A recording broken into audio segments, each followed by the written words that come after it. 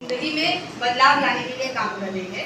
तो आप सोचेंगे कि रिसर्च से कैसे किसी की ज़िंदगी में बदलाव आ सकता है, या फिर रिसर्च से कैसे कैसे हम बोल सकते हैं कि एक्स्ट्रा करिकुलर एक्टिविटी है। तो पहले तो रिसर्च के बारे में अगर कोई कुछ बोलना चाहेगा कि रिसर्च से आप क्या समझते हैं, कोई भी रिसर्च मतलब क्या होता है? विद्यार्थ्यांपैकी कोण बोलणार आहे?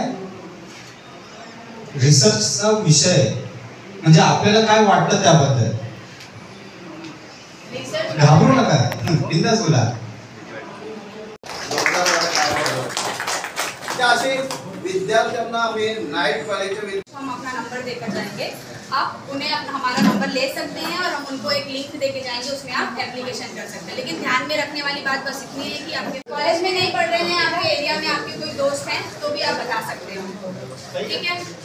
कोई सवाल होंगे तो हम यहाँ पे थोड़ी देर रुके हुए हैं, आप आके हमसे बाद में पूछ सकते हैं, ठीक है? सहयोग संस्था त्याचबरोबर आशा फाउंडेशन यांच्या विद्यमाने हा जो कार्यक्रम या ठिकाणी होतोय, 10वी आणि 12वी विद्यार्थ्यांचा गुणगौरव सत्कार समारंभ. सर्वप्रथम 10वी आणि 12वी मध्ये जेही उत्तीर्ण झालेले विद्यार्थी या ठिकाणी आहेत त्या सर्वांचं मनपूर्वक अभिनंदन या ठिकाणी मी करतो. आज कार्यक्रम ज्यांच्या जयंतीच्या निमित्ताने आयोजित केलेला आहे ते म्हणजे लोकराजा राजश्री शाहू महाराज.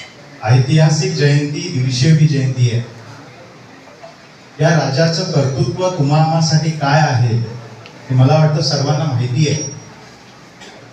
परंतु या 150व्या जयंती ज्या राजाची आपण आज या ठिकाणी साजरी करतो त्याची जयंती दुसरीकडे कुठे जर तुम्हाला साजरी होताना 26 जून पासून ते आतापर्यंत अशी पाहायला मिळाली असेल तर तुम्ही मला सांगावं.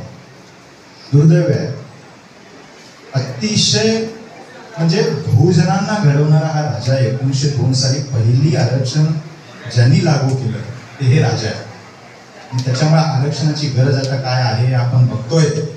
समाजामध्ये कशा पद्धतीने तेढ निर्माण करण्याचं काम या व्यवस्थेने उभं केलेलं आहे आपल्या सर्व नजरेसमोर आहे.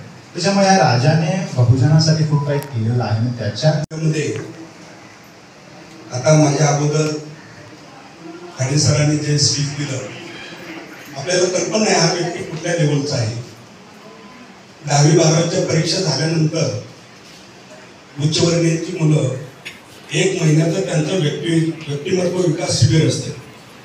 त्या शिबिरला ते पण जातात, मी पण जातो लेक्चर द्यायला. एका लेक्चरचे 5-5 हजार रुपये देतात. फक्त 1 महिन्यामध्ये आमचं कसं आहे की एका दणक्यामध्ये सगळं सांगून टाकायचं. तुम्हाला 45 मिनिटाचा एक लेक्चर असतं, 45 मिनिटानंतर टीचर पदाला जातो, मध्ये गॅप असतो. हा गॅप का दिला जातो? तर एक जर सतत सांगत राहिलं ना तर तुमच्या डोक्यात जोर. आता तुमचं तसंच होत झालेलं आहे. आता टॅलेंटेड मुलं आहेत त्यांनी ते तेवढं श्रवण करतात, परंतु सर्वसामान्य मुलांच्या डोक्यावरून जातो.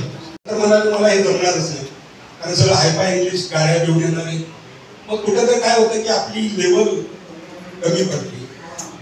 मग असं जर ज्यावेळेस लेवल कमी पडते तर बाबासाहेब लंडनमध्ये जाऊन विदेशामध्ये जाऊन कसे शिकले असतील हे ज्यावेळेस तुमच्या डोळ्यासमोर येईल ना त्यावेळेस ती आपली परिस्थिती गौण असेल. म्हणून पहिल्यांदा परिस्थिती गौण करायला शिका, परिस्थितीतून मात करायला शिका. ज्याने परिस्थितीतून मात केला ना तो माणूस सक्सेस होतो. म्हणून परिस्थितीतून मात करायचं जर शिकायचं असेल तर बाबासाहेबांना नॉलेज ऑफ सिम्बॉल 250 विद्यार्थ्यांमध्ये बाबासाहेबांना कुठल्या क्रायटेरियावरती मिळालं हे गुगलवरती आहे. अजून पुस्तकामध्ये जाऊन तुम्ही ज्यावेळी अभ्यास करा त्यावेळी तुमच्या लक्षामध्ये की बाबासाहेबांच्या त्या परिस्थितीपेक्षा आम्ही ग्रेट आहोत आणि मी कुठे कमी पडणार नाही हे मनाशी कोंडाळलं. फक्त आता ते पोल्युशन वगैरे पोल्युशनचं खूप झालं. आता मागे बघितलं बिल्डरला वगैरे त्यांचं पोल्युशन खूप होतात वगैरे. पण ते काय केलं आता वायू प्रदूषण वगैरे होतं. तुम्ही सिग्नलला बघितलं असेल की वायू प्रदूषण होतं म्हणून एअर प्युरिफायर म्हणजे ऑक्सिजन घेऊन म्हणजे एअर प्युरिफायर करतात ना त्याच्या डोक्यात फक्त आयडिया आहे.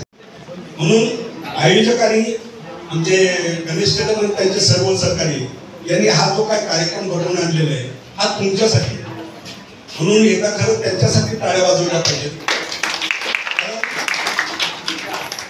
ही सुरुवात सावली सहयोग संस्था या संस्थेकडे मला प्रोत्साहित होण्यासाठी मोटिवेशन म्हणून तुम्ही पास झाला आहे, आनंद आहे, बरोबर आहे. परंतु कुठंतरी तुमचा कौतुक केलं की त्यानंतर भरारी आपल्याला मारता येते. पण तुम्ही किती घेताय. मगाशी तुमचा एक सर बोलून गेले की कुठलाही प्रोग्राम म्हणला की आपल्याला खायची म्हणजे हे असते. म्हणजे मी काय विनोद किंवा हे करत नाही. तुमच्याकडे किंवा माझ्याकडे काय असतं आपला उद्देश बघा. इथं उद्देश तुम्हाला की इथं आता दिग्गज सर बोलून गेले. मला सुद्धा सरांच्यामुळं तो म्हणजे मी नेहमी विद्यार्थ्याला बोलतो, परंतु या असल्या दिग्गजांचं भाषण ऐकायला मला प्रथमच मिळालं आहे. मी सर तुमचे आभारी आहे. आणि मी मला जरा थोडंसं माझ्या नाईट कॉलेजबाबत बोलायचं आहे की मी जेव्हा राजेश सरांशी मी संपर्क साधला तेव्हा ते म्हटले की आमची अशी विद्यार्थी 10वी आणि 12वीच्या दिव्यांग विद्यार्थी असतात. आता आपली मी जे कॉलेजमध्ये आहे ते डॉक्टर बाबासाहेब आंबेडकर एज्युकेशन बरेच आता इथले बऱ्याच जणांना माहिती असेल. मी तिथं आपला नोकरी करतो एवढंच माहीत आहे. आणि तिथं आम्ही दरवर्षी डॉक्टर बाबासाहेब आंबेडकर यांच्या जयंतीनिमित्त वादविवाद स्पर्धा ठेवतो. आणि ते आपल्या मुंबईमध्येही आता थोडीशी लोक पावत झालेली आहे. म्हणजे आमचं दुर्लक्ष नाही, पण आता हे लोकनेते आणि त्यांना सांगायचं आहे मला की रिटायर झाल्यानंतर म्हणजे नाईट कॉलेजला रिटायर झाल्यानंतर जागा भरती नाही. तेव्हा जरी म्हणजे पराजय बाजूला असू द्या, पण एक लोकसभेचे प्रतिनिधी आहेत असे बाकी तुम्ही सुद्धा दिग्गज आहात आपण सगळे. तर सगळ्यांनी नाईट कॉलेज आपलं जपलं पाहिजे. कारण आता काय झालेलं आहे की कोणतंही सरकार मला कुठल्या राजकारणाविषयी बोलायचं नाही, पण आपले जे गरीब विद्यार्थी आहेत की नाईट म्हणजे दिवसभर काम करणारे. आता बघा इथं एक उदाहरण देतो बघा. रेश्मा जरा उभी राहा आणि तिकडे सुजाता उभी राहा. त्यानंतर इथल्या आपल्या फाउंडर मेंबर आहेत जरा या पौर्णिमा मॅडम. म्हणजे बघा हे दिवसभर काम करणारे आहेत. या BMC मध्ये आहेत, त्यांचे मिस्टरही आहेत. आणि म्हणजे आम्हाला किती त्रास होतो बघा की यांना ऍडमिशन घेतल्यानंतर ती कारण पहिलं कारण कोणतं, काही विवाहित आहे त्यांचे मिस्टर पाठवून देत, मिस्टरांना घेऊन या. बरोबर आहे. तुम्ही घरी भांडण लागेल आणि आम्हाला विद्यार्थी कमी पडेल. मग ते आले तर आमचे एक विद्यार्थी होते. आता इथे बघा सहयोग कसा आहे बघा. हा सुद्धा विद्यार्थी आहे माझा. त्यांनी काय ओळखलं नवीन ज्युनियर कॉलेज दादर, बरोबर आहे की नाही. तर त्या इथे म्हणजे मी डेला आहे तिथं मॉर्निंगला बसतो. म्हणजे खाजगी संस्था आहे पदार्थ. 2-3 सर्टिफिकेट मिळवणाऱ्यांना आम्ही आंबेडकरांनी इतक्या अडचणी असतील तिथं मार्ग कसा काढायचा हे दिले स्वतःच्या लँग्वेजमध्ये देऊ शकतो बदल. असं काही नाही बदल.